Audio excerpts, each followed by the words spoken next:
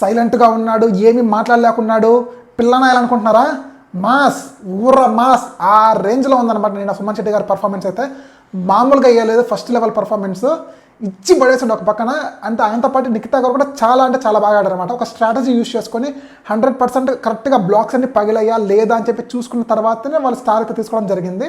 So నిన్న జరిగిన first level of టాస్క్లో ఆ బ్లాక్స్ పగలగొట్టి స్టార్స్ తీసుకొస్తారు కదా, ఆ లెవెల్లో మొత్తం అన్నీ కూడా ఒక 6 టీమ్స్ ఉంటే అవుట్ ఆఫ్ 6 టీమ్స్లో ఓన్లీ ఒక్క టీం మాత్రమే విన్ అవుతారనమాట. అది కూడా సుమన్ శెట్టి గారు, నిఖితా గారే. మిగతా అన్ని టీమ్స్ కూడా ఫౌల్ చేయడం కానీ ఏదో ఒక బ్లాక్ మిస్ అయిపోయి స్టార్ అయితే తీసుకొని వస్తూ ఉంటారు. అలా బ్లాక్ మిస్ అయ్యి స్టార్ని పట్టుకుంటే అది ఫౌల్ అనమాట. సో ఆ గేమ్ నుంచి అయితే అందరూ కూడా ఎలిమినేట్ అయిపోయినట్టే.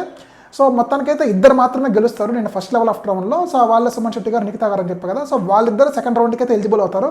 సెకండ్ రౌండ్లో వాళ్ళ అపోనెంట్స్ని వీళ్ళు ఎంచుకోవాలి. సో వీళ్ళిద్దరూ డిస్కస్ చేసుకొని మన తనుజ గారిని, ఇక ఫ్లోరా గారిని అయితే ఎంచుకుంటారు.